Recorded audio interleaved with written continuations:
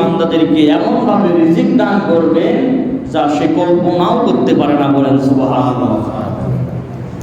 আল্লাহ রাব্বুল আলামিন বলেন, ওয়া মান ইয়াত্তাকিল্লাহা ইয়াজআল লাহু মাখরাজা ওয়া ইয়ারযুকুহু মিন হাইসু লা ইয়াহতাসিব। আল্লাহ পাক বলেন, যে ব্যক্তি আল্লাহকে ভয় করে মুত্তাকি হয় আর আল্লাহর পথে চলতে চায়, আল্লাহ রাব্বুল আলামিন তাকে রাস্তাকে সহজ করে দেন আর তাকে এমন ভাবে রিজিক দান করেন যে সে কল্পনাও করতে পারে না। বলেন সুবহানাল্লাহ।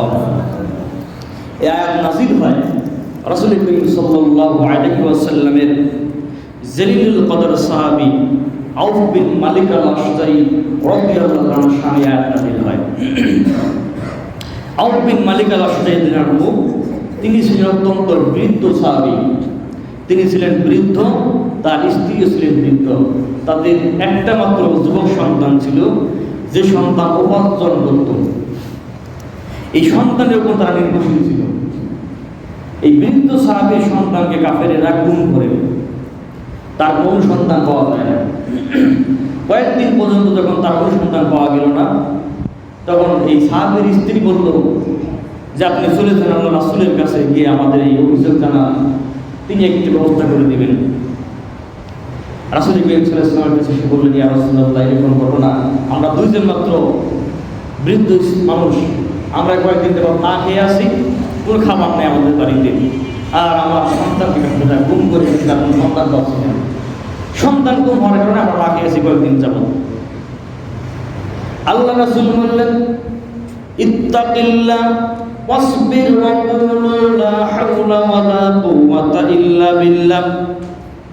ও বিন মালিক আল-আশজারি, তুমি চলে যাও বাড়িতে, গিয়ে তুমি আর তোমার স্ত্রী দুইজনে একটা আমল করো, সেটা হচ্ছে সবর ইখতিয়ার করো। দুইজনে আল্লাহকে ভয় করো, সবর ইখতিয়ার করো, আর বেশি বেশি করে তোমরা দুইজনে পড়ো লা হাওলা ওয়া লা কুওয়াতা ইল্লা বিল্লাহ। বলেন সুবহানাল্লাহ। বিপদ মুসিবত হলে চিল্লে চিল্লি করে লাভ আছে? চিল্লে চিল্লি করে লাভ নাই। বিপদ হয়েছে, মুসিবত হয়েছে, 2 রাকাত কাযায়ে হাজতের নামাজ পড়েন, আর সদা সর্বদা বেশি বেশি করে পড়েন লা হাওলা ওয়া লা কুওয়াতা ইল্লা বিল্লাহ। মনে থাকবে কি আপনাদের? সদা সর্বদা পড়তে থাকবেন লা হাওলা ওয়া লা কুওয়াতা ইল্লা বিল্লাহ। স্বামী স্ত্রীরা দুজনে আমল করতে লাগলেন। সাহাবীর সন্তানকে কাফেররা গুম করে রেখেছিল, পাহাড়ের আড়ালে একটা গাছের সঙ্গে বেঁধে রেখেছিল। তারা আমল করতেছেন, দেখেন কি ফলাফল। আল্লাহ রাব্বুল আলামিন কাফেরদের চোখে ঘুম দিয়ে দিলেন, তারা ঘুমিয়ে পড়ল। এমন সময় সাহাবীর সন্তান লক্ষ্য করে দেখেন তার হাতের বাঁধন হালকা মনে হচ্ছে, টান দিলেন, বাঁধন খুলে গেল।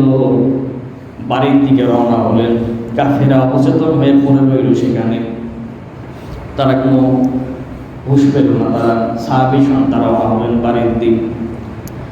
প্রতিমধ্যে চিন্তা জাগলো, আমি তো কয়েকদিন যাবৎ গুম হয়ে আছি, আমার বৃদ্ধ পিতামাতা তারা হয়তো না খেয়ে আছে, বাড়িতে কোনো খাবার নাই, কি নিয়ে যাব বাড়িতে? এমন সময় দেখলেন কাফেরদের বিশাল একটা বকরির বাল ছেড়ে দেওয়া আছে, সেগুলো ঘাস খাচ্ছে। সাহাবীর সন্তান বললেন, ও বকরির বাল, আমার সঙ্গে আমার বাড়ি চল। সুবহানাল্লাহ বলেন। এই বকরির পালের মধ্যে 3000 বকরি ছিল। 3000 বকরি সাহাবীর সন্তানের পিছে পিছে বাড়ির দিকে রওনা হলো। সুবহানাল্লাহ বলেন। যার বাড়িতে খাবার নাই তার বাড়িতে চলে গেল 3000 বকরি। আল্লাহ পাক এই ঘটনাকে স্মরণ করে দিয়ে আয়াত নাযিল করলেন, ওয়া মান ইয়াত্তাকিল্লাহা ইয়াজআল লাহু মাখরাজা ওয়া ইয়ারযুকুহু মিন হাইসু লা ইয়াহতাসিব। যে ব্যক্তি আল্লাহকে ভয় করে মুত্তাকি হয় আর আল্লাহর পথে চলতে চায়, আল্লাহ পাক তার জন্য রাস্তাকে খুলে দেন আর তাকে এমন ভাবে রিজিক দান করেন যা সে কল্পনাও করতে পারে না। সুবহানাল্লাহ বলেন। তার কি মনে চিন্তা ছিল এটা যে তুমিলে বকরি তার বাড়িতে আসবে? তার তো খাবারই নাই, অথচ 3000 বকরি তার বাড়িতে গেল, চলে গেল। আল্লাহ পাক এইভাবে মুত্তাকি বান্দাদেরকে রিজিক দান করেন বলেন।